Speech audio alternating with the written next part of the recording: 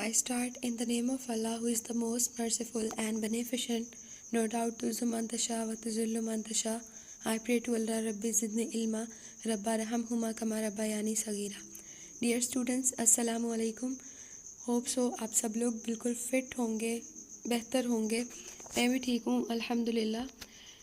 So students, here I am with my third lecture.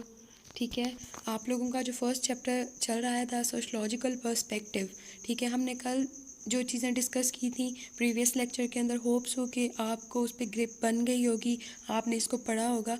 आज हम अपने थर्ड लेक्चर में जो है डिस्कस करते हैं. अब रिसर्च और थ्योरी जो है ना, ये इस लेक्चर का मेन जो मोटिव है ये है कि आपको पता चले कि थ्योरी जो है वो क्या चीज़ है और रिसर्च जो है ये क्या चीज़ है, इनके बीच में किस तरह से डिफरेंस क्या है, इनमें लिंक किस तरह से क्रिएट हो सकता है, और थ्योरी और रिसर्च एक दूसरे को अगर सपोर्ट करते हैं तो किस तरह से करते हैं, फ़ायदे क्या क्या हैं इन दोनों को अगर लिंक किया जाए, जोड़ कर मिलाकर जो है इनको पढ़ा जाए तो इसके फ़ायदे क्या क्या हैं. ठीक है, तो फर्स्ट ऑफ ऑल हम लोग स्टार्ट यहीं से करते हैं.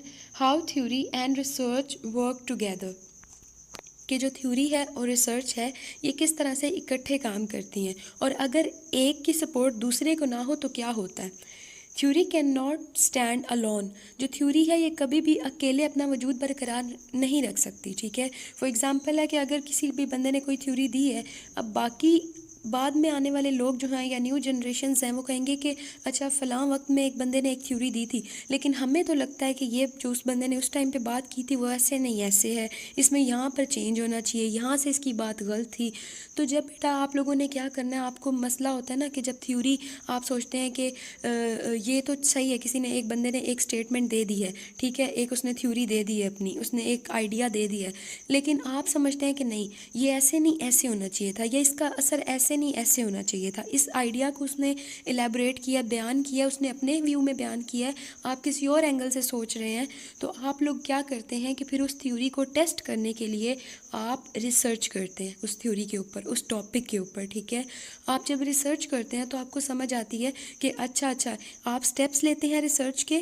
ठीक है, तलाश करते हैं दोबारा से एक चीज़, एक बंदे ने तलाश करके रख दी, आपने उस पर रिसर्च किया, आपने उस पर सर्च नहीं किया, आपने उसको रिसर्च किया. रिसर्च का मतलब क्या है, सर्च होता है बेटा जो आप चीज़ पहली बार सर्च करते हो, ठीक है, तलाश करते हो, लेकिन रिसर्च है जब आप कोई चीज़ दोबारा से तलाश करते हो. री का वर्ड साथ लगा हुआ है. ठीक है, तो यहाँ पर सी राइट मेल जो है वो कहता है कि theory without research is abstract and empty.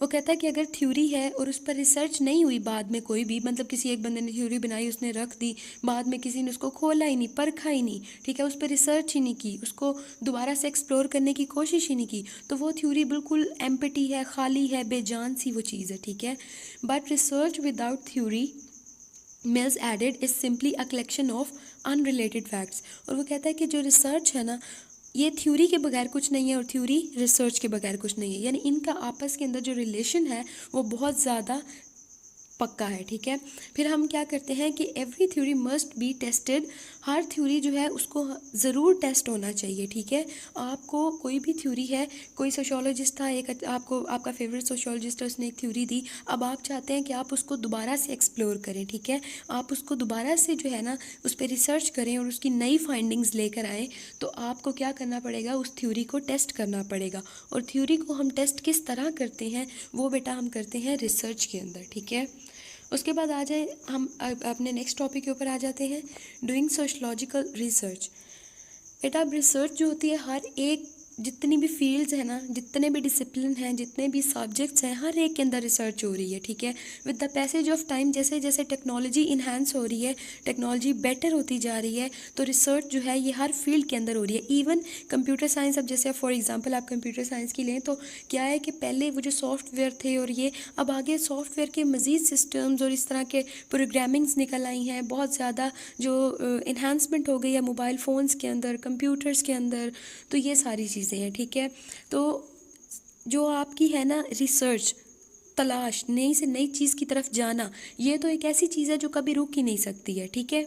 जैसे अब आपके आइडियाज़ हैं, आप घर में रहते हैं तो आपके आइडियाज़ और होते हैं, लेकिन आप जब बाहर जाके इंटरेक्ट करते हैं बाहर सोशल वर्ल्ड के साथ, तो आपके जो आइडियाज़ हैं वो शेक होते हैं, वो चेंज होते हैं, और नई चीज़ें आप जो हैं वो अडॉप्ट करते हैं, नए आपके एटीट्यूड में चेंजेस आते हैं। तो ये सारी चीज़ें क्या हैं कि चेंज का आना एक पॉजिटिव साइन है, ठीक है, कि सोसाइटी जो है वो हमारी बेटर हो रही है, चेंज उस चीज़ के लिए आएगा।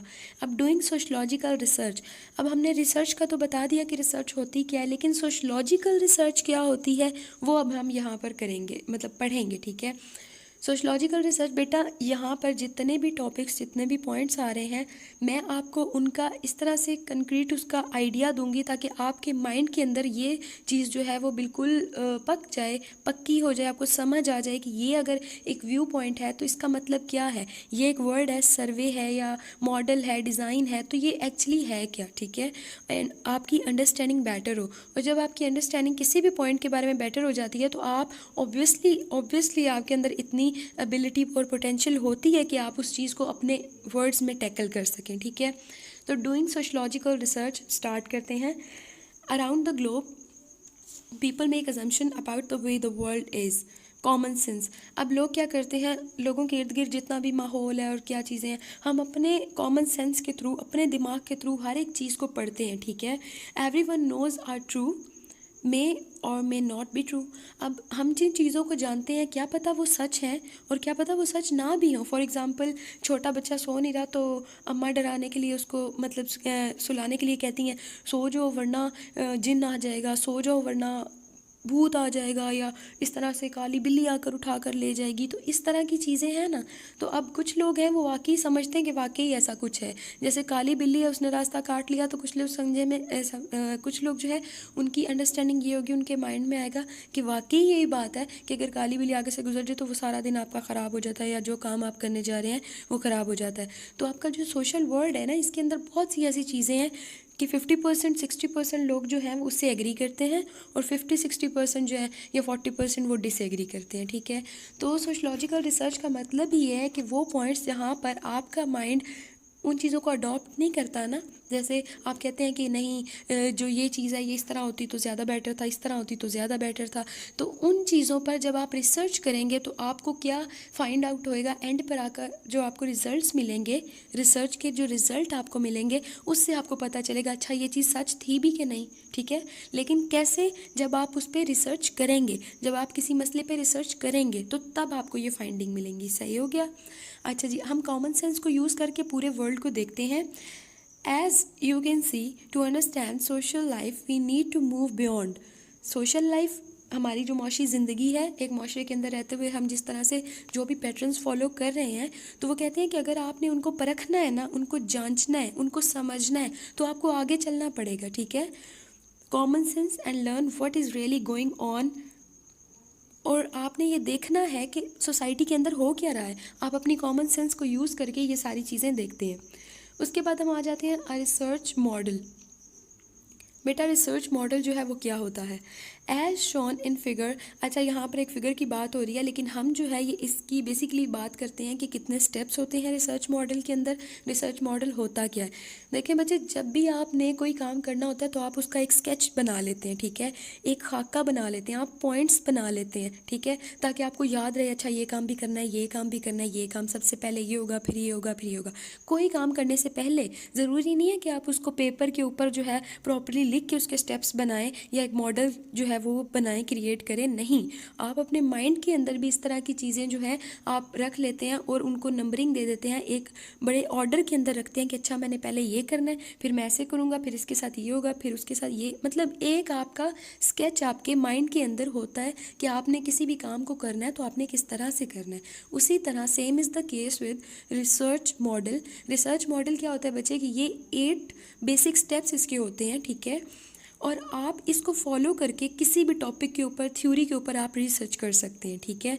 आपको कोई प्रॉब्लम कुछ भी है ना सोसाइटी के अंदर कि आपको लगता है कि इस चीज़ को एक्सप्लोर होना चाहिए, लोगों के सामने आना चाहिए, हमें ये चीज़ जो है पर्दे के पीछे हमें इसको सामने लाना चाहिए, तो ये चीज़ें जो है जब आपने इसके ऊपर रिसर्च करनी होती है तो उसके कितने स्टेप्स हैं, रिसर्च मॉडल के बेसिकली 8 स्टेप्स हैं, ठीक है। और वो कौन कौन से स्टेप्स हैं आए उनको हम लोग डिस्कस करते हैं। First of all, selecting a topic. देखिए बच्चे, फर्स्ट स्टेप जो आपका है ना रिसर्च मॉडल के अंदर, वो क्या है कि आपने एक टॉपिक सेलेक्ट करना है, ठीक है। जब तक आपके पास एक टॉपिक नहीं होगा, आपका कोई मौजू नहीं होगा, आपको पता कैसे चलेगा कि हमने रिसर्च किस पॉइंट पे करनी है? नहीं ना। जैसे आपने, अब आप कोई बंदा आपको कहता है कि ठीक है तुम देख लो सोसाइटी के अंदर तुम्हें जो भी कोई मसला लगता है या जो भी कुछ लगता है कि ये इस चीज़ पे काम होना चाहिए, तो अपनी मर्ज़ी से एक टॉपिक जो है सिलेक्ट कर लो। सोशियोलॉजी की खासियत ये है कि वो सोसाइटी की सारी जितनी भी चीज़ें हैं, इश्यूज़ हैं, उनको एड्रेस करती है। तो जब सोशलॉजिकल रिसर्च आप कर रहे हैं तो बच्चे आपने उन टॉपिक्स को लेना जो आपकी सोसाइटी से रिलेट करते हैं। क्लियर? तो फर्स्ट स्टेप आपका, सबसे फर्स्ट पहला स्टेप जो है रिसर्च मॉडल के अंदर, वो क्या है? Selecting a topic. सबसे पहले आपने क्या करना है? टॉपिक सेलेक्ट करना है जिसमें आपने प्रॉपरली आगे जाके रिसर्च करनी है, ठीक है। तो पहली चीज़ क्या है कि आपने टॉपिक को सिलेक्ट किया। अब फॉर एग्जांपल हमारे तो जैसे बड़े प्रॉब्लम्स हैं, आप उसमें डाइवोर्स रेट ले सकते हैं कि जो तलाक की शरह वो ज़्यादा क्यों हो रही है, या जो तलाक है उसके हमारे माशरे पे क्या असरात हैं, आप इस तरह का टॉपिक ले सकते हैं, ठीक है। या फिर जैसे अब आजकल जो है वायलेंस बड़ा है, वायलेंस ये जो है ना तशद्दुद बहुत है, हर जगह पे तशद्दुद है। फॉर एग्जांपल आप ले सकते हैं कि जो हम स्पाउस अब्यूज़, ठीक है।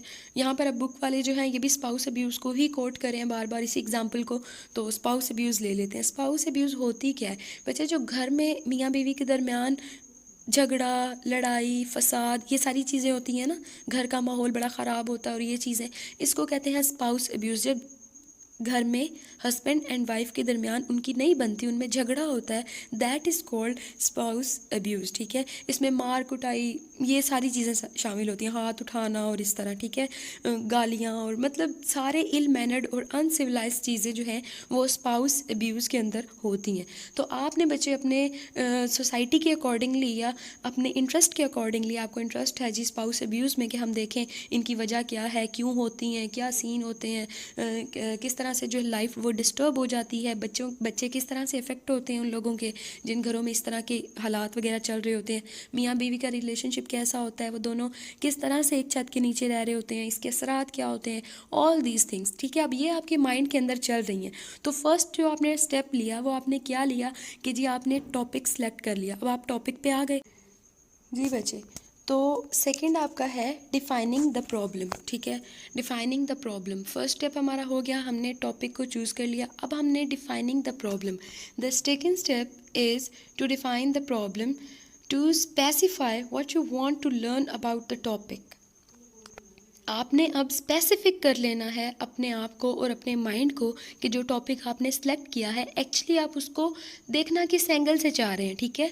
डिफाइनिंग द प्रॉब्लम, आप कौन सा मसला है उस टॉपिक का जो आप हाईलाइट करना चाह रहे हैं, ठीक है। सोशियोलॉजिस्ट जो होते हैं ना, ये फोकस करते हैं और एग्जामाइन करते हैं स्पेसिफिक एस्पेक्ट जो होते हैं किसी भी टॉपिक का, स्पेसिफिक पहलू जो होता है उसको। फॉर एग्जाम्पल अब हम स्पाउस अब्यूज़ की अगर बात करें तो हम कहेंगे कि जो बेसिकली इसकी वजूहात क्या है, ठीक है, या इसके इफ़ेक्ट्स क्या हैं। आपने अपने माइंड में इस चीज़ को स्पेसिफिक कर लेना है कि डिफाइनिंग द प्रॉब्लम जो है, आपने इस चीज़ को माइंड में रखना है कि डिफाइनिंग द प्रॉब्लम का मतलब ये है कि टू द पॉइंट आप उस चीज़ पे आ जाए कि हमने ये एक्सप्लोर करना है, इस चीज़ का ये जो हमारा क्वेश्चन है इसका हमने आंसर जो है सामने लेकर आना है, ठीक है। The third point is reviewing the literature. Literature बच्चे क्या होता है, इसको कहते हैं कि अदब, ठीक है। जो पहले से काम हो चुका होता है किसी भी टॉपिक के ऊपर, आप उसको कहते हैं ये लिटरेचर है। जैसे एक टॉपिक है, उसके ऊपर हज़ारों लोगों ने बुक्स लिखी हैं, हज़ारों राइटर्स के उस पर नावल हैं, उसके ऊपर आर्टिकल्स लिखे हुए हैं, तो बहुत ज़्यादा सारा मटेरियल पहले से मौजूद होता है जब उस टॉपिक के ऊपर, तो हम कहते हैं दैट इज़ लिटरेचर, ठीक हो गया।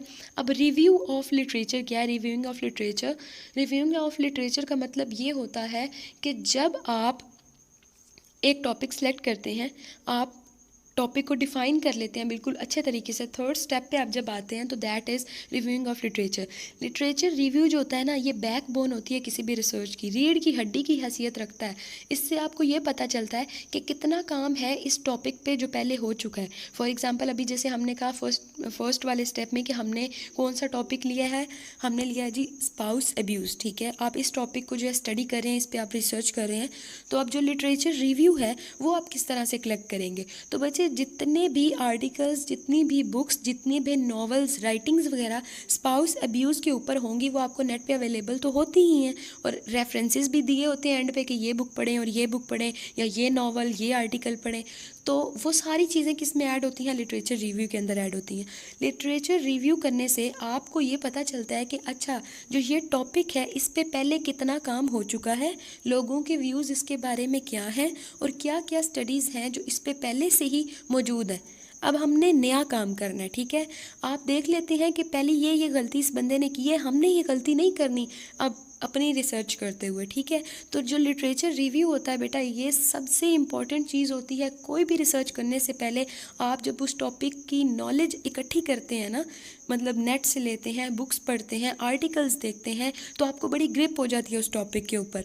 ठीक है, तो फिर जब आप वो सारा कुछ इकट्ठा करके आपके माइंड के अंदर होता है ना, तो जब आपने नेक्स्ट रिसर्च अपनी करनी होती है, यही जैसे आप थर्ड स्टेप पे पहुँचे हैं, तो बेटा यहाँ पर आकर आपको ये रियलाइज़ हो जाता है कि हमारा जो टॉपिक है उसकी इम्पोर्टेंस क्या है, बेसिकली इस टॉपिक का मतलब क्या है।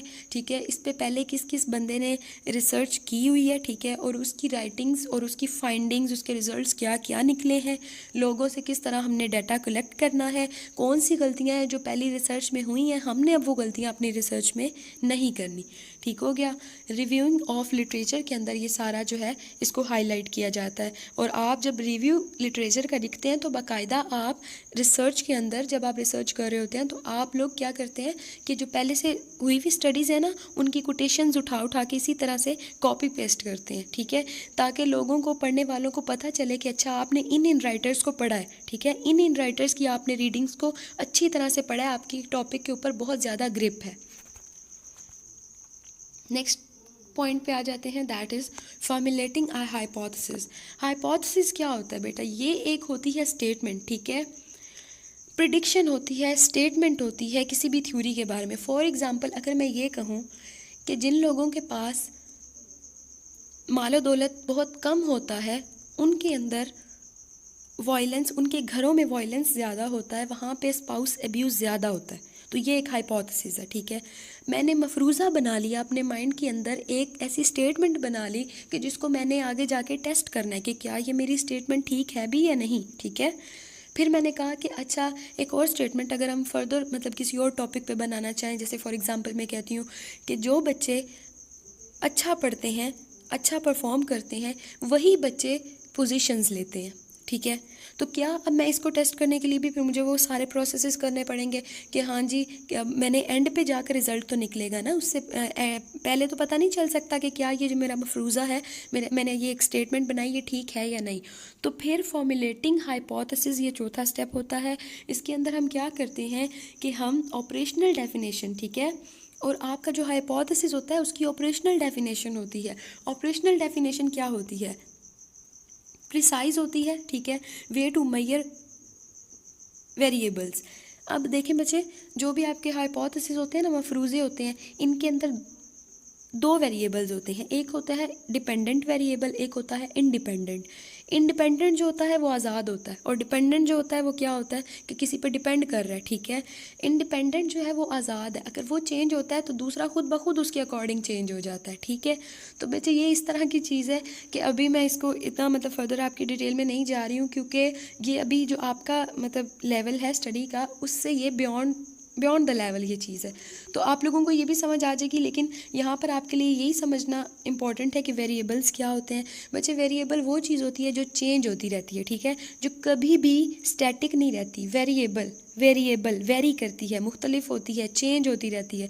ठीक है, हाइपोथेसिस के अंदर आपके पास क्या चीज़ होती है मेन, वो होता है जी वेरिएबल। आपके हाइपोथेसिस की कॉन्सेप्चुअल डेफिनेशन होनी चाहिए। कॉन्सेप्चुअल डेफिनेशन क्या है कि जो एग्जैक्टली प्रिसाइज सी हो, छोटी सी हो, कोई लंबी चौड़ी डेफिनेशन ना हो और एग्जैक्टली किसको एड्रेस कर रही हो, आपके टॉपिक को, जो आपने क्या चूज़ किया हुआ है, स्पाउस एब्यूज़। फॉर एग्जांपल आपने स्पाउस एब्यूज़ चूज़ किया हुआ है, तो ठीक है। उसके बाद हम आ जाते हैं 5th स्टेप के ऊपर, चूजिंग आर रिसर्च मेथड। अब बच्चे देखें 4 पॉइंट्स हो गए, सीधी सीधी वाली बात हो गई। अब हम आ रहे हैं ज़रा उन कामों के ऊपर कि जहाँ से आपकी रिसर्च प्रैक्टिकली स्टार्ट होती है, ठीक है। पहले तो हम जस्ट बात कर रहे थे ना, वो बाकी सारे काम जो थे 4 स्टेप्स थे वो आपकी अपनी ज़ात तक थे, वो आपका काम था सारा कुछ करना। अब यहाँ पर पार्टिसिपेंट्स ऐड होंगे। पार्टिसिपेंट कौन लोग होते हैं बच्चे? वो लोग होते हैं जिनसे आपने डाटा कलेक्ट करना है, रिस्पोंडेंट्स आपके, ठीक है, जो आपकी रिसर्च के अंदर रिस्पॉन्ड करते हैं आपको। अगर आप क्वेश्चन पूछते हैं तो वो आपको जवाब देते हैं, दैट आर रिस्पोंडेंट्स, ठीक है। तो चूजिंग अ रिसर्च मेथड या रिसर्च डिज़ाइन, आगे चल के अगले टॉपिक के अंदर अगले पॉइंट्स जो स्टार्ट हो रहे हैं उनके अंदर ये इलेबोरेट हुए हुए हैं कि कितने रिसर्च डिज़ाइन है टोटली, ठीक है। तो रिसर्च डिज़ाइन बच्चे आपने हमेशा चूज़ करना होता है कि आपने क्वेश्चनेयर लेकर जाना है लोगों के पास, आपने फ़ेस टू फेस इंटरेक्शन करना है उनके साथ, बातचीत करके अपने क्वेश्चंस पूछने हैं, या फिर आपने उनको एक सवालनामा पकड़ा देना है। जैसे देखा होगा अक्सर कॉलेजेस में या कहीं पे पब्लिक प्लेसेस के अंदर भी लोग होते हैं, उनके पास वो क्वेश्चनेयर पेपर होता है एक, और वो आपको दे देते हैं, उसके आगे ऑप्शंस दिए हुए होते हैं ABCD, जी आपका नाम क्या है, अच्छा आपका इस बारे में क्या ख्याल है। तो मतलब इस तरह से होता है ना, ऐसे अक्सर आप लोगों में से कुछ लोगों ने फिल किया होगा क्वेश्चनेयर। तो ये क्या चीज़ होती है, ये रिसर्च मेथड होते हैं कि तरीकाकार क्या है आपका। आप जब रिसर्च कर रहे हो, आप डाटा अपना कलेक्ट कर रहे हो, तो उसमें आपका तरीकाकार क्या है, ठीक है, आपने कौन से तरीके इस्तेमाल किए हैं। उसके बाद हम आ जाते हैं कलेक्टिंग द डाटा। बेटा जो डाटा आपने कलेक्ट करना है ना, सबसे पहले आपने ये देखना है कि अब 6 जो है ये 6 स्टेप है, हमने इस पर देखना है कि कलेक्ट डाटा किस तरह से होता है, ठीक है, और उस डाटा की खासियत खूबियाँ क्या क्या होनी चाहिए, ठीक है। सबसे पहली चीज़ है वैलिडिटी, वो वैलिड होना चाहिए। ये नहीं है कि आपने डाटा लिया, अगर किसी और बंदे ने रिसर्च की तो उसने कहा आपका तो डाटा जो आपने रिसर्च से डाटा लिया था और आपकी सारी फाइंडिंग्स जो हैं, जो कुछ आपने तलाश किया, ये तो सारा कुछ गलत है, आपके तो क्वेश्चन ही गलत हैं, या आपके जो रिस्पोंडेंट्स हैं, आपका अब अगर टॉपिक स्पाउस अब्यूज़ है, यानी मियाँ बीवी के दरमियान में जो झगड़ा लड़ाई वो है, और आप जाकर, अब आपको तो चाहिए ना कि मियाँ बीवी से जाकर आप डाटा कलेक्ट करें, ठीक है, या जिनके घर में तशद्दुद होता है उधर से जाके करें, या जिस मोहल्ले में होता है उधर से जाके जो है वो डाटा कलेक्ट करें, लोगों से बातचीत करें या पूछें जैसे भी। लेकिन आप क्या करें, आप चले जाएं किसी स्कूल के अंदर और छोटे छोटे बच्चे या 10th क्लास के बच्चों से पूछें कि उन्होंने कभी जो है उनके घरों में ये होता है या नहीं होता, या वो अपनी स्पाउस के साथ यानी अपनी बीवी के साथ झगड़ते हैं या नहीं झगड़ते। अब वो 10th क्लास के बच्चे हैं, वो तो अनमैरिड है, ठीक है। तो ऐसा मतलब आपका देखिए, अब ये थिंकिंग है, कॉमन सेंस है कि अगर आप इस तरह के लोगों से जाके डाटा लेते हैं जो आपके रिस्पोंडेंट्स ही नहीं हैं, जिन्होंने उस चीज़ को कभी एक्सपीरियंस ही नहीं किया, जब आप उनके पास जाएंगे तो ऑब्वियसली आपकी जो रिजल्ट्स होंगे, आपका डाटा होगा, वो सारा क्या होगा, इनवैलिड होगा, उसकी कोई वैलिडिटी नहीं होगी, वो बिल्कुल रिलायबल नहीं होगा। अच्छा जी, अब रिलायबिलिटी क्या होती है? रिलायबिलिटी बच्चे ये चीज़ होती है कि जब, अच्छा डॉलेंस रिलायबल है, सुना होगा आप लोगों ने, ये ऐड बहुत ज़्यादा चलता है कि डॉलेंस रिलायबल है। रिलायबिलिटी ये चीज़ होती है कि आपका डाटा जो है ना, एक जगह पे तो ठीक है, पाकिस्तान के एक सूबे के अंदर आपने वो डाटा जी कलेक्ट किया, ठीक है, दैट्स इट, हो गया। अब आप अगर उसको लेकर जाएं दूसरे सूबे के अंदर, तब भी वो डाटा जो है वहाँ पर इम्प्लीमेंट हो सकता है, लागू कर सकते हैं। आप कह सकते हैं कि जी उन्हीं घरों में ज़्यादा तशद्दुद होता है जहाँ पर दौलत के मसाइल होते हैं, जहाँ पर रोज़ी रोटी सही तरीके से नहीं कमा सक रहे होते लोग, वहाँ पर ये जो है स्पाउस अब्यूज़ ज़्यादा होता है। तो आप इसको किसी दूसरे सूबे में भी ले जाएं तो यही होगा, तीसरे में ले जाएं तो यही होगा। मतलब ये चीज़ है कि आप इम्प्लीमेंट कर सकते हैं, रिलायबिलिटी चेक कर सकते हैं। इसी तरह जैसे कि डॉलेंस रिलायबल है, डॉलेंस को पाकिस्तान में ले जाएं, आप अफ्रीका ले जाएं, अमेरिका ले जाएं, जहाँ मर्ज़ी किसी भी कंट्री में ले जाएं, तो वो रिलायबल ही रहेगा, ठीक है। रिलायबिलिटी रहेगी यानी वो चलता रहेगा, वो वहाँ पर भी वही काम करेगा जो यहाँ पर कर रहा है। तो समझ आई रिलायबिलिटी की? मैंने उसको एक बड़ी ईजी सी मेरे माइंड में डेफिनेशन आ गई थी, ये डॉलेंस रिलायबल है, तो मैंने कहा कि इस तरीके से आपको ज़्यादा इसकी समझ आएगी, ठीक है। और जो स्पाउस अब्यूज़ है ना बच्चे, ये बड़ी ऑब्वियस सी चीज़ है, आजकल तो ये बहुत ज़्यादा हो रही हैं। बहुत ही सिविलाइज्ड लोग होंगे, पढ़े लिखे, बहुत ही एजुकेटेड लोग होंगे कि जहाँ पर ये नहीं होती, अदरवाइज़ हम लोग घर में भी इसको एक्सपीरियंस करते हैं। और होता है ये, क्योंकि इतनी अब आजकल जिस तरह से लोगों के अंदर डिस्ट्रप्शन क्रिएट हुई हुई है, और जिस तरह से हालात हैं, पुअर कंडीशंस हैं, घरों की पुअर कंडीशन है, लोग जो है वो मीट अप नहीं कर सकते बच्चों की नीड्स को, तो ये चीज़ें, ये इश्यूज़ होते हैं। ठीक है, कलेक्टिंग द डाटा किस तरह से हमने कलेक्ट करना है, एक तो हमने वो बात की। दूसरा हमने कहा कि डाटा जो है वो वैलिड भी होना चाहिए, उसकी वैलिडिटी होनी चाहिए। ठीक है, ये नहीं कि वो कोई और करे और वो कहे कि नहीं आपका तो डाटा ही गलत था, टोटली आपने तो इसको गलत रिसर्च किया, ये चीज़ नहीं होनी चाहिए। ठीक है, और दूसरा सीन क्या है कि इसकी रिलायबिलिटी होनी चाहिए, कि डाटा जो है वो रिलायबल होना चाहिए। फिर आ जाते हैं अपने पॉइंट पे। 7th है हमारा एनालाइजिंग द रिजल्ट्स। बच्चे आपने डाटा कलेक्ट कर लिया, अब आपने रिजल्ट्स को एनालाइज करना है। रिजल्ट्स जो है उनका तज्जिया करना है, यानी उनको ठीक तरीके से अरेंज करना है, उनको सामने लेकर आना है। रिजल्ट जो होते हैं बच्चे जब आपके पास आ जाते हैं ना, तो जैसे फॉर एग्जांपल आपने क्वेश्चन सवालनामे फिल करवाए अगर लोगों से, ठीक है, तो जिसमें आप यानी एक क्वेश्चन करते हैं ऊपर और नीचे आपने उसके आंसर ABCD दिए हुए होते हैं, तो इस तरह से। तो SPSS और इस तरह के हज़ारों प्रोग्राम्स हैं जो कि आपका, अगर आप रिसर्च कर रहे हैं ना कोई भी, तो इस तरह के जो प्रोग्राम्स होते हैं उनका क्या सीन होता है, उनका मकसद ये होता है कि आपकी जो फाइंडिंग है ना, जो बंदे ने कोई 8-10 दिन बैठकर काम करना होता है ना, अगर आप वही एंटर करते जाएं SPSS के अंदर, तो वो फ़ौरन से आपके जो डाटा होता है ना, वो उसके रिज़ल्ट्स बिल्कुल एक्यूरेट रिज़ल्ट, उसमें कोई गलती की गुंजाइश ही नहीं होती, क्योंकि वो सारा काम कंप्यूटर ने करना होता है। तो SPSS है एक मॉडल है, और भी इस तरह के मॉडल्स हैं जो आपको डाटा को एनालाइज करने में बहुत ज़्यादा हेल्प करते हैं। ठीक है, उसके बाद है शेयरिंग द रिज़ल्ट्स। बच्चे जब आपने सारे स्टेप्स कर लिए, लास्ट पे आपकी फाइंडिंग्स होती हैं कि आपने पाया क्या, इतनी रिसर्च करने के बाद आपको मिला क्या, आपने क्या चीज़, क्या आपका वाकई ही आंसर एक्सप्लोर कर लिया, क्या आपके माइंड में जितनी चीज़ें थी कि स्पाउस अब्यूज़ से रिलेटेड, क्या आपने उन सब चीज़ों पे ग्रिप हासिल कर ली, क्या आपको वही डाटा मिला, आपने उसको एनालाइज किया, क्या आप सेटिस्फाइड हो गए। तो शेयरिंग द रिज़ल्ट्स, अब आप अपने रिज़ल्ट को शेयर करते हैं। ठीक है, आप शेयर करते हैं ताकि बाकी जो रिसर्च लोग करेंगे ना, वो आपके रिज़ल्ट से हेल्प भी ले सकें। जैसे आपने लिटरेचर रिव्यू से हेल्प ली थी, तो वो आपके जो मतलब ये पॉइंट है, टॉपिक है, आपकी सारी रिसर्च है, उससे हेल्प ले सकें। ठीक है, और आपकी जो फाइंडिंग्स हैं वो पब्लिश होती हैं। ठीक है, और आपका जो टॉपिक होता है, एक्समाइन हाउ दिस सपोर्ट और disagree with theories and other applied. ठीक है, वो कहते हैं कि आपका जो टॉपिक है ना, बेसिकली एंड पे ये पॉइंट आ रहा है कि शेयरिंग द रिजल्ट्स, आपने जो अपने टॉपिक से रिलेटेड रिजल्ट्स निकाले हैं, आप उसको शेयर कर देते हैं, ऑन द होल शेयर करते हैं। ठीक है, पब्लिश करवा के बुकिश फॉर्म में नेट पे दे सकते हैं, या वो एक थीसिस टाइप बुक बनवा सकते हैं, तो लोगों को आपकी जो स्टडीज़ हैं उससे हेल्प काफ़ी ज़्यादा हो जाएगी। जब जिसने भी स्पाउस अब्यूज़ को स्टडी करना होगा, तो आपका डाटा भी किस में ऐड हो जाएगा, लिटरेचर रिव्यू के अंदर, ताकि लोग उसको पढ़ेंगे और फिर देखेंगे कि अच्छा ये काम इस बंदे ने किया सही है। तो ये चीज़ है कि शेयर कर देना अपने रिजल्ट्स को। बच्चे इसके बाद अब हम आ जाते हैं, वही बात आ गई रिसर्च मेथड, जो मैंने आपको पहले कहा है कि रिसर्च मेथड अब हम पढ़ेंगे। ठीक है, रिसर्च मेथड होता क्या है, रिसर्च डिज़ाइन होता क्या है। ठीक है, अब हमने इस चीज़ को जो एक्सप्लेन करना है। बच्चे रिसर्च डिज़ाइन का मतलब होता है कि आपने रिसर्च अपना एक मॉडल तो आपने बना लिया, वो जो 8 स्टेप थे वो हमारे हो गए स्टेप सारे। अच्छा, उसके बाद अब हम आ रहे हैं सर्वे के ऊपर।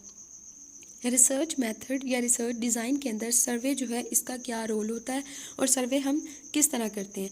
सर्वे सुना तो होगा ही आपने कि सर्वे हो रहा है यहाँ पर, कि लोग आए हुए हैं, वो सवाल जवाब कर रहे हैं, पूछ रहे हैं, कभी किसी से पूछते हैं, कभी किसी से पूछते हैं, तो इस तरह से। तो सर्वे बेसिकली जो है ना, ये होता है कि in which you would ask questions.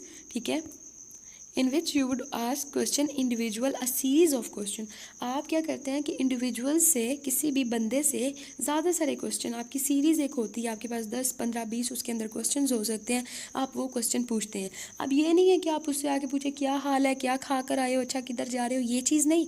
अपनी रिसर्च से रिलेटेड, फॉर एग्ज़ाम्पल हमने कहा कि हमारा टॉपिक था जो स्पाउस एब्यूज़, तो आप उससे रिलेटेड क्वेश्चन ही कर सकते हैं। ये नहीं पूछेंगे कि अच्छा तुम्हें खाने में क्या पसंद है और ये वो, ऐसे क्वेश्चंस नहीं, कि मतलब सीरीज़ ऑफ क्वेश्चंस है कि आपने उनसे वही क्वेश्चन पूछने हैं जो आपके टॉपिक को डिस्क्राइब कर रहे हो। ठीक हो गया।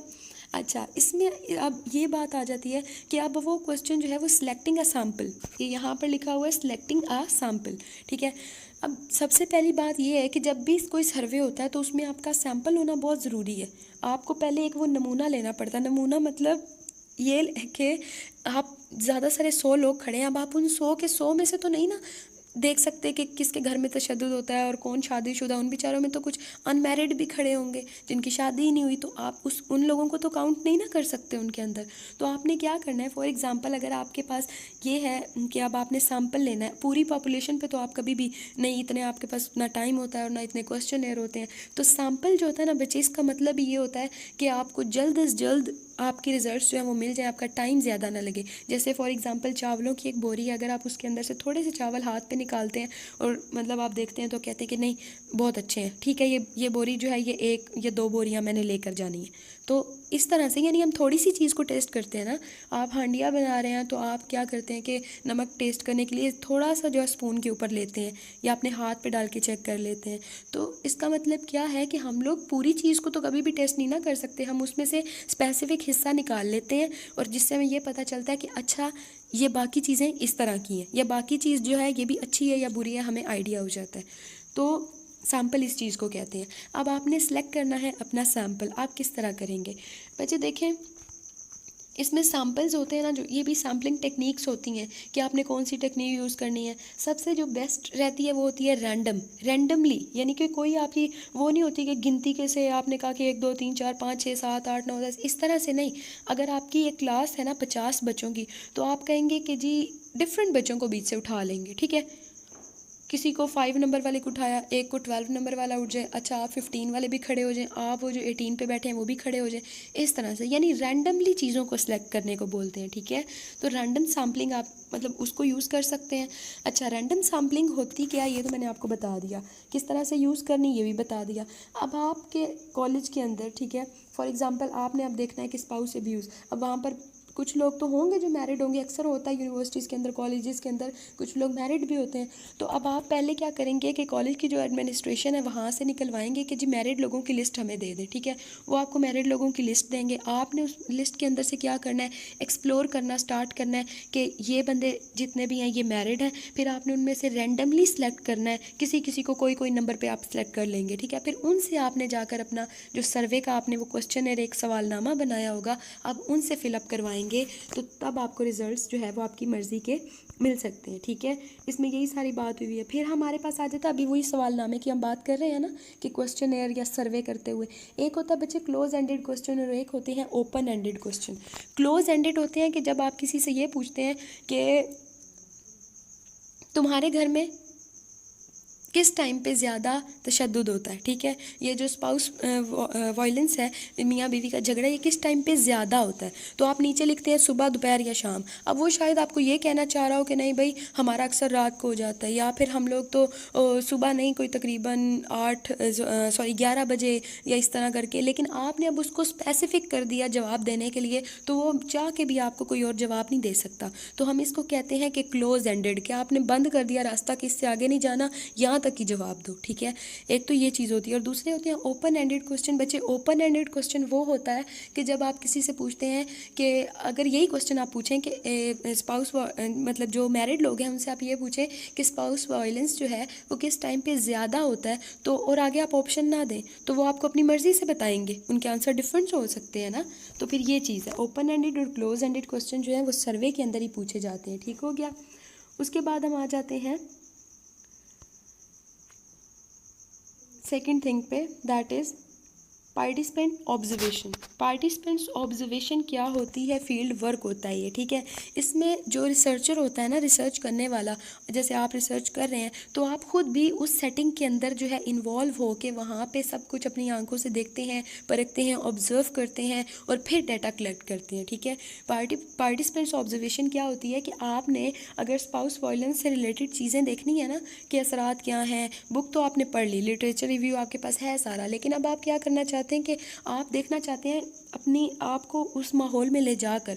तो कोई भी आपको वैसे तो नहीं जाने देगा अंदर के, ठीक है तुम क्यों आए हो, या एक सेटिंग है, एक माशरा है, एक कॉलोनी है, तो कोई भी आपसे ये पूछ सकता है ना कि आप घर के बाहर खड़े हैं आवाज़ें सुनने के लिए, तो कोई भी पूछ सकता है कि क्या कर रहे हो यहाँ पे या क्यों खड़े हो, शायद घर वाले ही निकल के आपसे ये क्वेश्चन करें। तो इस तरह की जो चीज़ें हैं, यानी जब आप खुद अपने आप से इंडेल्ग होके किसी भी चीज़ में ऐड होके वहाँ पर ऑब्जर्व करके डाटा कलेक्ट करते हैं, तो हम उसको कहते हैं ये है पार्टिसिपेंट ऑब्जर्वेशन। उसके बाद हम बच्चे आ जाते हैं केस स्टडीज़ के ऊपर। केस स्टडीज़ क्या होती हैं? केस स्टडीज़ होती हैं बच्चे जब आप किसी एक इंडिविजुअल को यानी एक इंसान को, किसी एक वाक़या को आप उसी के ऊपर रिसर्च करते हैं, आप उससे ज़रा भी इधर उधर नहीं होते, आपका सोसाइटी के साथ कोई लिंक नहीं है, ठीक है। आपने केस स्टडी के ऊपर फोकस करना होता है एक इंडिविजुअल के ऊपर। सबसे बेस्ट एग्जांपल इंडिविजुअल है, उससे आपको अंडरस्टैंडिंग आपकी अच्छी हो जाएगी। किस तरह से वो मैं आपको भी जो है डिस्क्राइब करती हूँ कि केस स्टडीज़ बच्चे ये होती है कि जब आप किसी भी एक फॉर एग्जांपल आप एक पेशेंट देखते हैं, अस्पताल में बैठा हुआ, हॉस्पिटल के बाहर बैठा है पेशेंट, ठीक है। आप उसके पास जाते हैं और आप पूछते हैं, अच्छा आप यहाँ पर कैसे आए हैं, आपके साथ कोई नहीं आया, अच्छा आप जो है क्या काम करते हैं, आपकी एज कितनी है, सारे क्वेश्चंस करते करते उसकी फैमिली के बारे में पूछते हैं और सारा पूछ के और फिर एट द एंड आपको समझ आती है, अच्छा यार ये बंदा जो है इसको तो ये मसाइल हैं, इसके पास खाने का कुछ नहीं है, या इसका घर ही नहीं है, या फैमिली ने इसको जो है होमलेस कर दिया, घर से निकाल दिया, तो ये बंदा इस तरह दर दर पे ठोकरें खा रहा है या भीख मांग रहा है। तो इस तरह से यानी आप एक बंदे की केस स्टडी हिस्ट्री सारी जो है ना, उसको सब कुछ ईच एंड एवरीथिंग उसके बारे में पढ़ते हैं, जानते हैं, उससे पूछते हैं, नॉलेज जो है वो इकट्ठा करते हैं, इसको हम कहते हैं केस स्टडीज़, ठीक है। उसके बाद हम लोग आ जाते हैं अपने नेक्स्ट टॉपिक के ऊपर, दैट इज़ सेकेंडरी एनालिसिस, ठीक है। सेकेंडरी एनालिसिस क्या होते हैं बेटा, जब भी अब सेकेंडरी सेकंड चीज़ समझ आ रही होगी, ठीक है। दूसरे नंबर पर जो चीज़ होती है सेकंड, उसी को बोलते हैं ना। तो सेकेंडरी एनालिसिस क्या है कि जब आपके टॉपिक के ऊपर डाटा पहले से ही मौजूद होता है, आप उस डाटा का तज्जिया करते हैं। तो आपने दूसरी बार काम किया ना, पहली बार तो जिस बंदे ने किया उसी का है, अब आप उसको पढ़ रहे हैं, उसको परख रहे हैं, तो दैट इज़ सेकेंडरी एनालिसिस, ठीक है। पहले से मौजूद डाटा जो है आपने जब उसको पढ़ा, दैट इज़ सेकेंडरी एनालिसिस। उसके बाद हम आते हैं एनालिसिस ऑफ डॉक्यूमेंट्स। अब तजिया करना है किन चीज़ों का, डॉक्यूमेंट्स का। डॉक्यूमेंट क्या होते हैं, बुक्स हो सकती हैं, न्यूज़पेपर हो सकता है, डायरीज़ हो सकती हैं, बैंक रिकॉर्ड्स हो सकते हैं, पुलिस रिपोर्ट्स हो सकती हैं, इमिग्रेशन फ़ाइल्स हो सकती हैं, और ये सारी जितनी भी कोई ऑर्गेनाइजेशन ने कोई भी डॉक्यूमेंट बना के वो फ़ाइल्स बना के रखी हुई होती हैं ना अपने पास, कि अगर कल को कोई मसला हो तो हम कहें कि जी आपका ये जो पेशेंट था या ये जो बंदा है इसकी हमारे पास फ़ाइल पड़ी हुई है, हम आपको ला कर डॉक्यूमेंट इसके दिखाते हैं कि ये स्मगलर है या ये चोर है, इस तरह से, ठीक है। तो एनालिसिस ऑफ डॉक्यूमेंट, जब भी आपने रिसर्च करनी होती है, अगर आपके पास डॉक्यूमेंट्स होते हैं तो आपको बहुत ज़्यादा आसानी मिल जाती है, आसानी हो जाती है आपके लिए चीज़ें परखने में। जैसे to study spouse abuse, you might examine police reports to find out how many men in your community have been arrested for abuse. अगर आपने स्पाउस अब्यूज़ को पढ़ना है तो आप क्या पुलिस स्टेशन जाकर आप उनको कह सकते हैं कि आपके पास जो डॉक्यूमेंट्स हैं, आपका जो रिकॉर्ड है, आप हमें प्लीज़ वो चेक करवा दें। हमने ये देखना है कि कितने लोग इस सोसाइटी के जो हैं वो स्पाउस अब्यूज़ यानी ये जो हस्बैंड वाइफ के बीच में वायलेंस होता है, तशद्दुद होता है, इसकी वजह से अरेस्ट हुए हैं, ठीक है। तो वो पुलिस जो है वो आपको वो सारे डॉक्यूमेंट्स देगी, वो डाटा आपको देगी, आप उस डाटा को फिर एनालाइज करते हैं, तजिया करते हैं, और आपकी अंडरस्टैंडिंग आपके टॉपिक पे ज़्यादा हो जाती है। अंडरस्टैंड। उसके बाद हम आ जाते हैं बेटा एक्सपेरिमेंट्स के ऊपर। एक्सपेरिमेंट क्या होते हैं, ये तो आप सबको ही पता होगा कि एक्सपेरिमेंट जो है तजर्बात हैं, क्या होते हैं क्या नहीं होते, ठीक है। तजर्बा आप किस तरह से करते हैं कि एक तो साइंस वाले तजर्बे होते हैं, लेकिन जो आपने सोशलॉजी में करने हैं ना एक्सपेरिमेंट्स, वो सोशल वर्ड से रिलेटेड होते हैं। और सोशल वर्ड कभी भी ऐसे नहीं होता 2 + 2 = 4, ये मैथ के रूल्स हैं, साइंस के रूल्स हैं, लेकिन आप जब आप सोसाइटी को स्टडी कर रहे होते हैं, एक्सपेरिमेंट कर रहे होते हैं, तो हर बार आपके जो रिज़ल्ट हैं वो थोड़े से डिफरेंट आते हैं। अच्छा, उसके बाद हम आ जाते हैं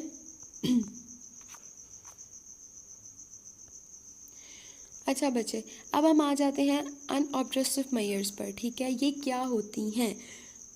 मेजर तो होता है किसी चीज़ को नापना, ठीक है। अब जो बाकिरदार तरीके से हम किसी चीज़ को देखते हैं, परखते हैं, उसको हम ये कहते हैं कि अनऑब्जेक्टिव मेजर्स, ठीक है।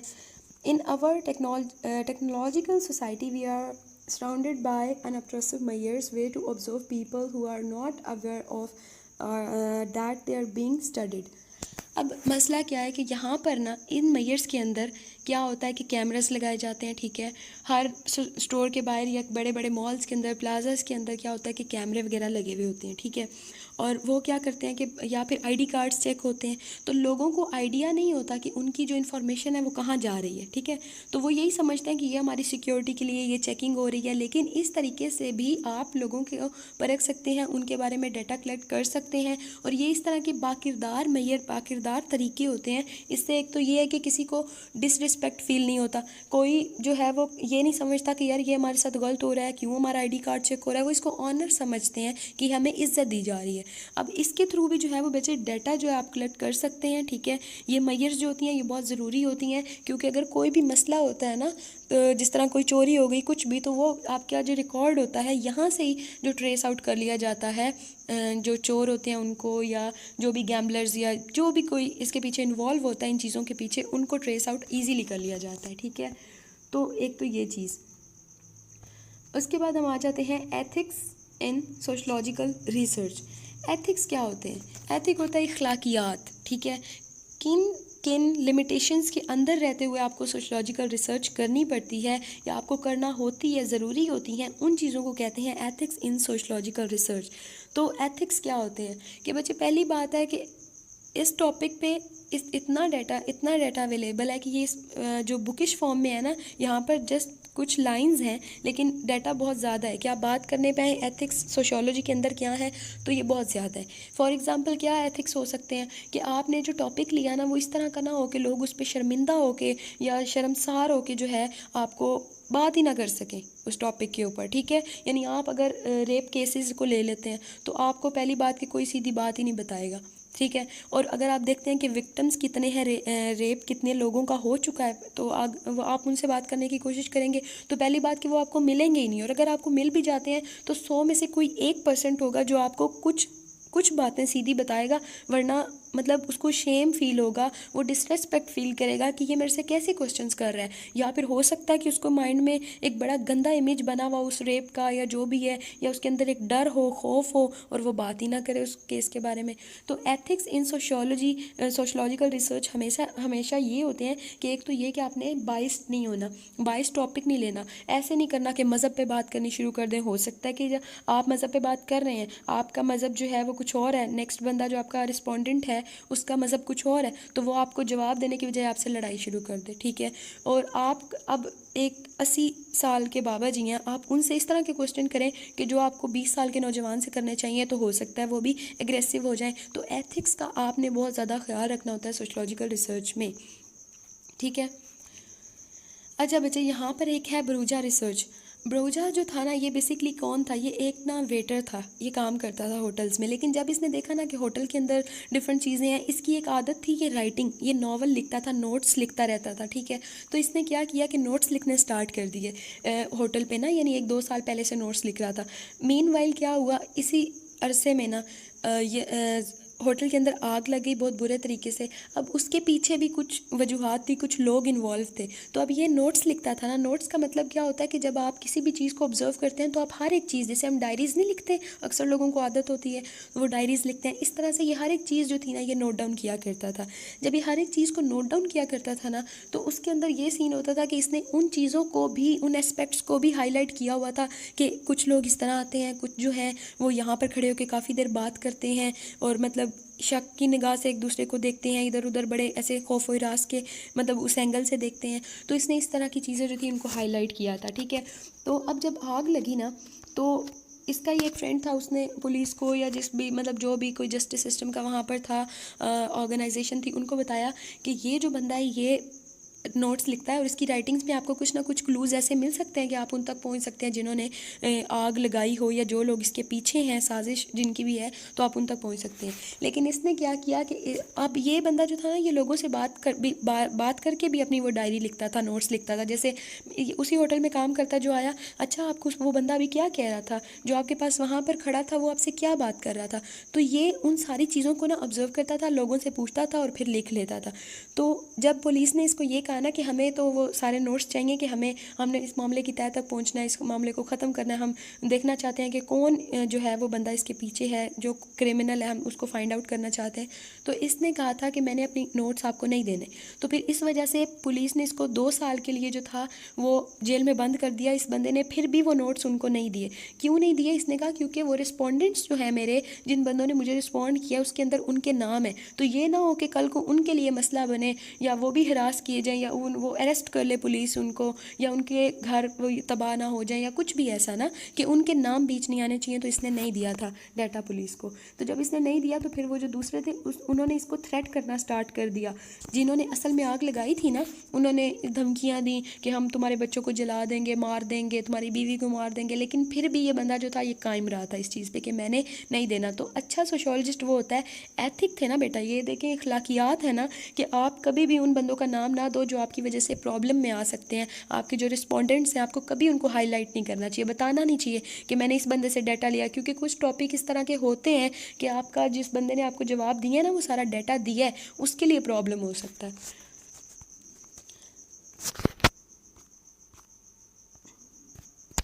अच्छा बच्चे, अब हमारा जो है ये एक टॉपिक है misleading the subjects the Humphry research, Lord Humphry. ठीक है, ये एक सोशोलॉजिस्ट था, अमेरिकन सोशोलॉजिस्ट था। तो जो राइटर है ना इस बुक का, वो आप लोगों को ये बता रहा है कि ये उसका एक दोस्त था, उसका क्लासमेट था, ये लोग इकट्ठे पढ़ते थे। लॉर्ड हम्फ्री जो था, इसकी रिसर्च क्या थी, किस टॉपिक पे थी और किस तरह से हुई, इसमें उसको एक्सप्लेन किया हुआ है। तो बेटा ये जो था ना, ये क्या करता था कि इसने इंट्रैक्शन को स्टडी किया था। सोशल इंट्रैक्शन नहीं होता जो लोगों के दरमियान में, उसको स्टडी किया टी रूम्स के अंदर। ठीक है, चाय खाने नहीं होते, छोटे छोटे होटल्स वगैरह बने हुए होते हैं। तो वहाँ पर इसने क्या देखा कि वहाँ पर इसने कहा कि ये जो टी रूम्स हैं, तो इनके अंदर लोग आते जाते हैं। ठीक है, दैट्स इट, हो गया। अब उसने देखा कि इनके अंदर लोग बातें शातें कैसे करते हैं। वो तो एक पॉजिटिव माइंड के साथ गया था ना उस चाय खाने के अंदर, या जो भी छोटे छोटे चाय खाने होते थे, लेकिन वहाँ पर जाकर उसने इस चीज़ को रियलाइज़ किया कि लोग यहाँ पर बेसिकली सेक्स करने आते हैं। ठीक है, सेक्सुअल नीड्स होती हैं, उनकी इंस्टिंक्ट्स होती हैं, उनको पूरा करने के लिए आते हैं। तो उसने देखा कि जो है होमोसेक्सुअलिटी ज़्यादा है, लोग जो हैं वो अपने सेम जेंडर के साथ ही जो है वो सेक्स करते हैं। तो टी रूम्स के अंदर ये सीन होता है। फिर उसने क्या किया कि जितने भी ये टी रूम्स थे, पहले तो वो सिर्फ देखा करता था बाहर खड़ा होके, लेकिन फिर उसने वॉच क्वीन का रोल प्ले करना स्टार्ट कर दिया। वॉच क्वीन, अब ये किस तरह की टर्म है, इसका मतलब ये होता है कि जब दो लोग अगर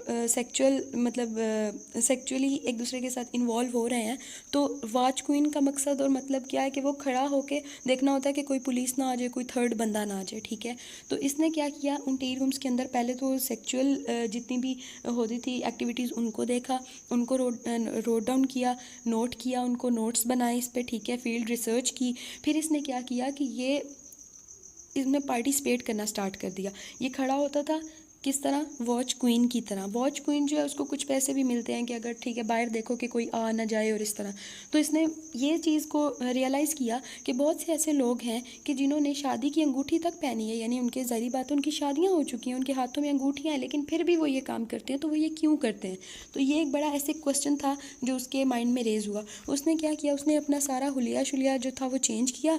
ठीक है, और ये चला गया उन लोगों के घरों में। पहले इसने उन लोगों के एड्रेस वगैरह नोट करने, जब वो बाइक पे आए हैं, कार पे आए हैं, जिस भी वैगन या जिस थ्रू भी आए हैं वो, तो उनके नंबर्स और इस तरह से ये नोट कर लेता था। फिर इसने क्या किया, इसने अपना हुलिया बिल्कुल चेंज किया कि उन्हें लगे ही ना कि उन लोगों ने इसको पहले कहीं देखा है। ये गया लोगों के घर और इसने मेडिकली उन लोगों का जो था ना कि मतलब मैं मेडिकल टीम की तरफ से हूँ, और इस तरह से इसने उन लोगों के इंटरव्यूज़ किए। तो पता क्या चला कि उन लोगों में से बहुत से ऐसे हैं जो कहते हैं कि हमने अपने बच्चों को भेज दिया है, मतलब गेम्स वगैरह में भेज दिया है, हमारे घर पे बच्चे नहीं होते। कुछ लोगों ने कहा कि हम सारा दिन जो है वो घास काटते हैं बाहर अपने लॉन्स के अंदर, और हमारा कोई काम नहीं होता, हम लोग बोर हो जाते हैं, तो हम लोग इसलिए ये एक्टिविटी करते हैं। कुछ लोगों ने कहा कि उनकी जो वाइफ्स हैं उनके अंदर वो सेक्चुअली अरोज़ नहीं होती हैं, यानी कि वो उनको फुली जो है सेटिस्फाइड नहीं कर सकती हैं, तो इस वजह से वो बाहर जो है मतलब उनको ग्रेटिफिकेशन हासिल करने के लिए वो बाहर चले जाते हैं सेक्स करने। तो ये सारी चीज़ें थी जो बिहाइंड द सीन थी। ठीक है, और ये चीज़ें जो थी ये सोसाइटी को फिर ज़ाहिर बात है ये एक नेगेटिव चीज़ है। सेक्सुअलिटी तो वैसे ही होमोसेक्सुअलिटी, हेट्रोसेक्सुअलिटी, लोग इनके अंदर ये बहुत बहुत ज़्यादा ईवल थिंग्स हैं सोसाइटी के अंदर। ठीक है, तो ये इसकी थ्योरी थी, इसने इन लोगों पर काम किया था, और उसकी जो थी ना मतलब उसकी तह तक पहुंचा कि क्या वजह है कि क्यों लोग जाते हैं इस तरह और क्यों लोग करते हैं। तो उन लोगों ने यही बताया कि हम बोर हो जाते हैं, ठीक है, या उनको उनका जो स्पाउस है, उनकी बीवी है, उससे ग्रेटिफिकेशन नहीं मिलती, या उनकी बीवियाँ जो हैं वो प्रेगनेंसी के डर से जो है वो बहुत ज़्यादा डर जाती हैं। तो इस वजह से वो लोग जो हैं बाहर जाते हैं और वो अपना सुकून इस चीज़ में पाते हैं। अच्छा, उसके बाद आ जाते हैं trends shaping the future of sociology. Sociology's tension research versus reform.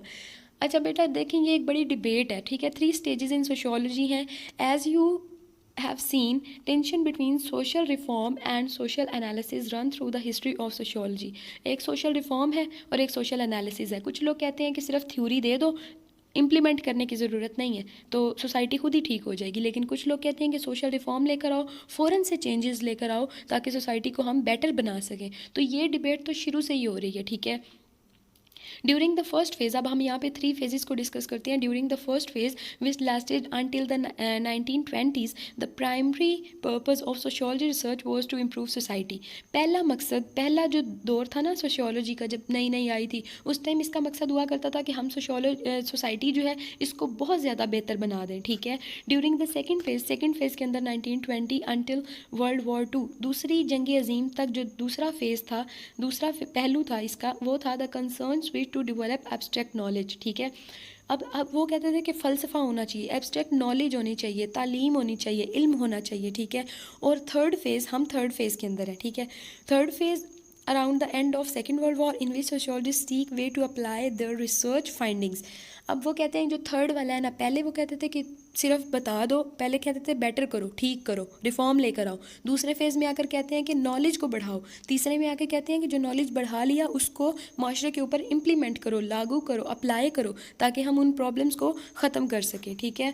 तो डाइवर्सिटी ऑफ ओरिएंटेशन एक और चीज़ आ जाती है। डाइवर्सिटी क्या होती है? डाइवर्सिटी होती है बेटा चेंज, ठीक है। हमेशा से चेंज आने को हम कहते हैं डाइवर्सिटी। ओरिएंटेशन के, हर चीज़ की ओरिएंटेशन में, हर चीज़ के बयान होने में, हर चीज़ के सामने आने में एक तब्दीली ज़रूर होती है। कभी भी ऐसा नहीं होता कि जो पहला फेज़ था वो आज हम देखें कि आज भी वही फेज़ है, नहीं, इसमें हमेशा से चेंज आता रहता है, ठीक है। उसके बाद आते हैं ग्लोबलाइजेशन के ऊपर। ग्लोबलाइजेशन क्या होती है? ग्लोबलाइजेशन का मतलब होता है बच्चे कि आप, एक चीज़ है ना लोकल, एक चीज़ होती है ग्लोबल। मैंने फर्स्ट लेक्चर के अंदर भी इस चीज़ को हाईलाइट किया था कि ग्लोबल और लोकल में क्या फ़र्क है। लोकल होता है बेटा जब आप अपने ही मकामी बाशिंदों के साथ, लोगों के साथ, सिटीजन्स के साथ और अपने घर वालों के साथ, पीयर्स के साथ बातचीत कर रहे होते हैं। लेकिन ग्लोबल क्या होती है? जब वो ब्रॉडर लेवल पर चली जाती है चीज़, वो बड़े लेवल पर चली जाती है, तो तब हम उसको क्या कहते हैं कि that is broader. Got the point? That is globalization, ठीक है। उस ब्रॉडर चीज़ को, उस ब्रॉडर कॉन्सेप्ट को हम ग्लोबलाइजेशन का नाम देते हैं। अच्छा बच्चे, यहाँ पर अब एक और चीज़ थी, मैंने उसको स्किप किया क्योंकि वो थोड़ा सा, अगर आप उस चीज़ को मैं बीच में ऐड कर देती तो वो चीज़ थी आपके लिए प्रॉब्लमेटिक हो जानी थी, तो इसलिए इस चीज़ को अभी मैंने ऐड नहीं किया उसके अंदर लेक्चर में, तो मैंने कहा मैं आपको पढ़ा देती हूँ। यहाँ पर है बच्चे, यहाँ पर कि जो रिसर्च है आपको वो loading the dice how not to do research. क्या तरीका है कि आपको रिसर्च नहीं उस तरीके के मुताबिक करनी चाहिए। पहला है बच्चे चूज़ अ बाइस्ड सैम्पल, ठीक है। अब आपको जो है वो बाइस सैम्पल नहीं लेना चाहिए। ये नहीं है कि कोई, अब आप सैम्पल लेने गए हैं कहीं पे, आपने रिसर्च करनी है, आपने लोगों से क्वेश्चन फिल करवाने हैं या क्वेश्चन पूछने हैं, तो आप उनमें जो आपको पसंद लोग हैं आप सिर्फ उन्हीं को उठाएं, या जो बड़े लंबे हैं, जो आपको कद अगर किसी का अच्छा लगता है, हाँ तुम आ जाओ, इस तरह वाला काम नहीं करना, ठीक है। पहली बात कि आपने रिसर्च को इस तरीके से नहीं करना। Ask biased question. दूसरी बात, आपने बाइस्ड क्वेश्चन नहीं पूछने हैं। ऐसे क्वेश्चन नहीं पूछने कि अच्छा जी आपका मज़हब जो है, अब हो सकता है आप मुस्लिम हैं, अगला बंदा क्रिश्चियन हो, आप उससे उसके मज़हब के बारे में बात कर रहे हो, या आप कह रहे हो कि जो खुदा है वो क्या है, तो वो कहे कि जी खुदा मतलब, अब वो उनके लिए हज़रत ईसा है और हमारे लिए हमारा अल्लाह है। तो मतलब ये चीज़ है कि आपने बाइस्ड क्वेश्चन नहीं करने, इस तरह के क्वेश्चन नहीं पूछने कि अगला बंदा जो है उसको वो या तो लड़ पड़े या फिर उसको डिसरिस्पेक्ट फील हो कि ये मेरे से कैसे बेहुदा सवाल कर रहा है। फिर है लिस्ट बाइस चॉइस, ठीक है। आपने जो आपकी वो लिस्ट है ना उसको भी बाइस्ड नहीं रखना। जितनी चीज़ें आपने देखनी है, फिगर आउट करनी है, आपने उनको बाइस्ड नहीं होने देना, ठीक है। यानी उसमें तासुब, सॉरी मैं कब से बाइस्ड वर्ड यूज़ कर रही हूँ। बाइस्ड का मतलब होता है तासुब, यानी वो चीज़ जो आपको अच्छी लगती है दूसरे भाड़ में जाए, ठीक है।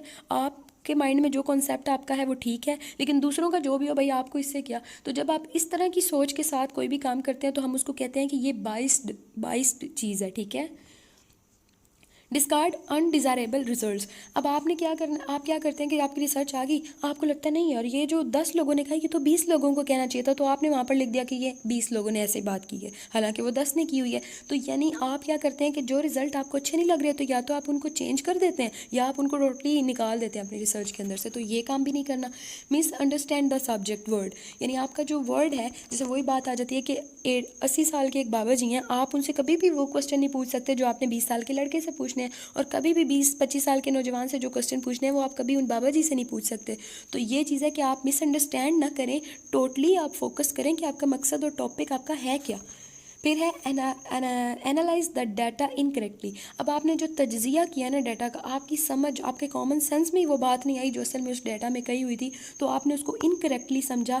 ये सबसे बड़ी बुरी चीज़ है, क्योंकि जब आपका डाटा ही सही नहीं है तो बेटा आप कैसे आगे जाके, आपको एक समझ ही नहीं है एक चीज़ की, तो आप कैसे रिसर्च करेंगे और आप कहेंगे कि आपकी फाइंडिंग, आपके रिजल्ट जो है वो वैलिड हैं, वो रिलायबल हैं, वो कभी भी नहीं हो सकते। तो ये चीज़ें आपने एक रिसर्च में कभी भी नहीं करनी, ठीक है।